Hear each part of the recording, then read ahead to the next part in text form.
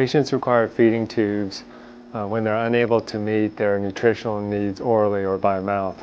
Those patients can include patients with neurologic disorders such as strokes or neuromuscular disorders, trauma and surgical patients, or patients with malnutrition, or patients with dysphagia.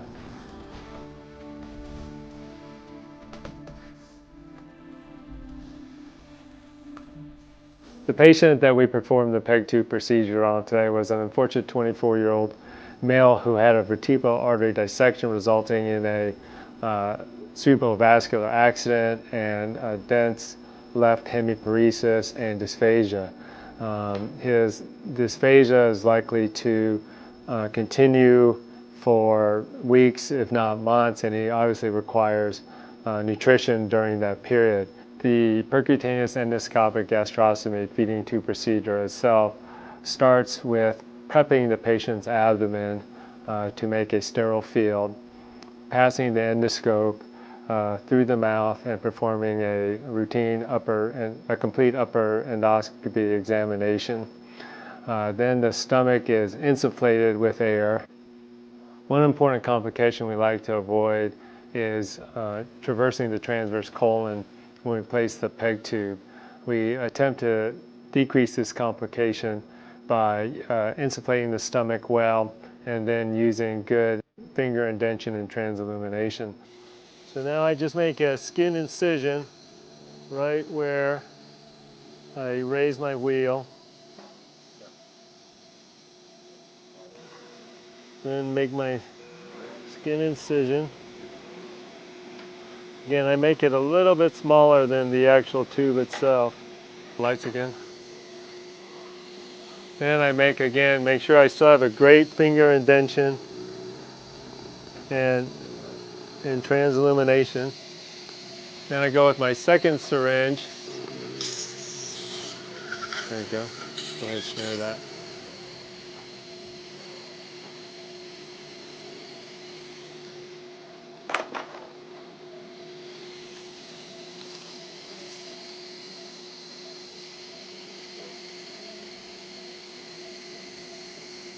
And then you put the wire through and snare it. Get closer to it.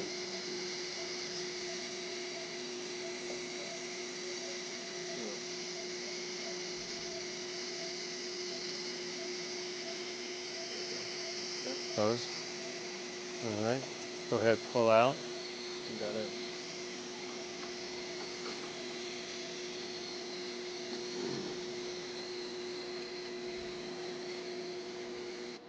Either bumper I think is fine to use. A lot of people like the round bumper, but I tend to like the T bumper just because it's a little less obtrusive.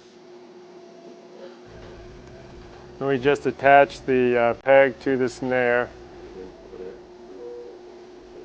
Just loop it through. And then it's well lubricated. Then we just pull it through.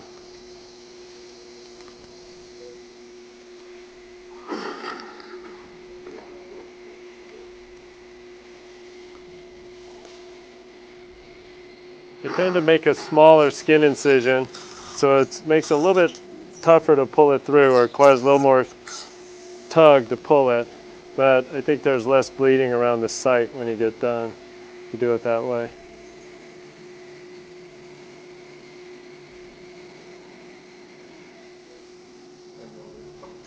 And you can use the measurement markings on the PEG to give you some idea of how tight to make the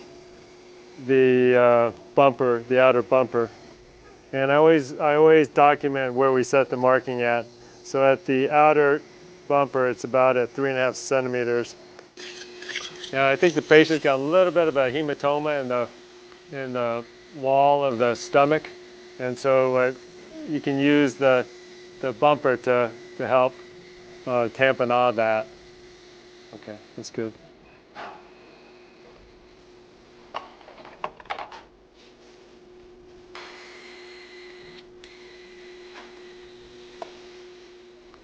So the other thing that we do after we get done, just to make the patient more comfortable, we suck the air out with the scope, but we also will just open up the PEG and let the air out that way too. That way, again, it's just for patient comfort.